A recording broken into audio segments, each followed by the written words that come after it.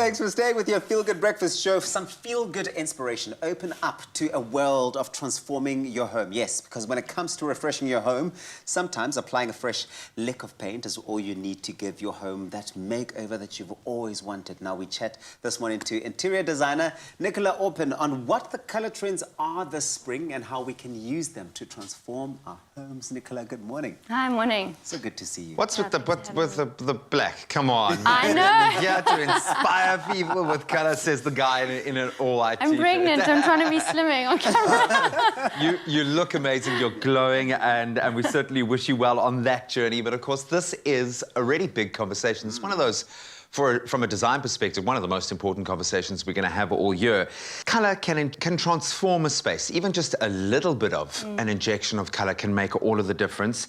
How do you utilise colour to change a room? How do you employ its power?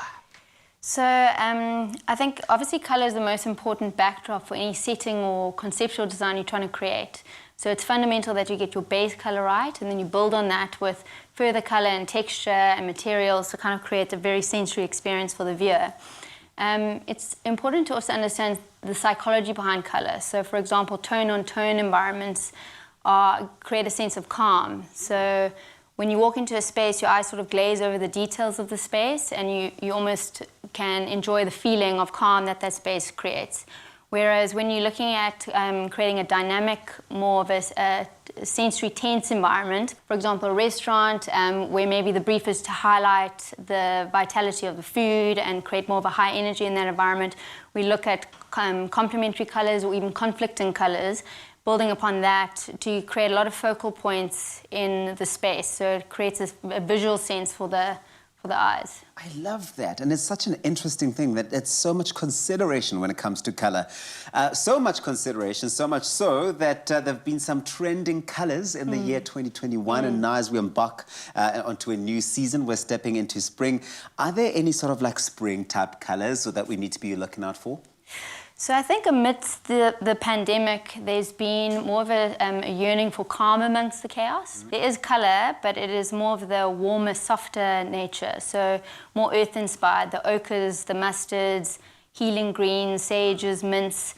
There's also more of a trend towards tonal colours and gradients. So for example, where you have a muted green wall, then you would have a hunter's green, occasional chair and a grass green lamp. So there is layering of colour still in the spring trends, but it's more gentle and more calming, you know, as a visual.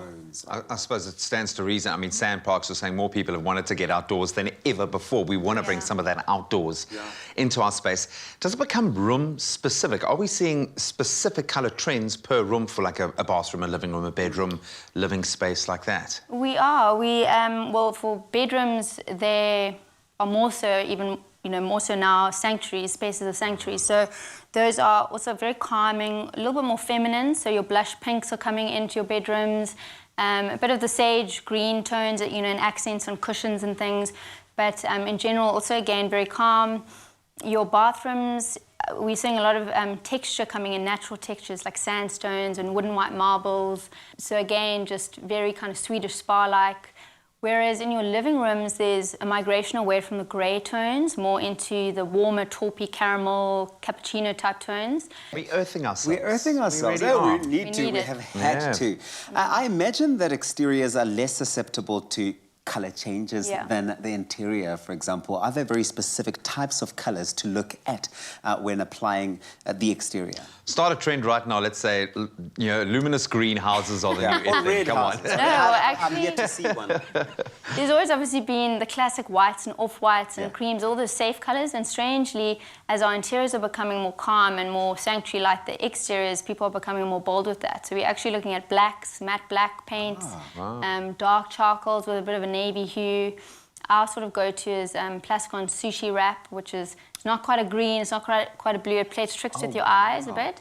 But it's important also for people to know, especially in exterior environments, the landscaping dark colours are actually such a complement to your foliage, so it really makes it pop. Of course. And then it also creates that sense of depth. Nicola, thank you so much. Always such a pleasure being able to plug into your amazing mind in this space. Really inspiring. Thanks. Thanks so much for having me. It truly is so inspiring. We want to refresh our homes.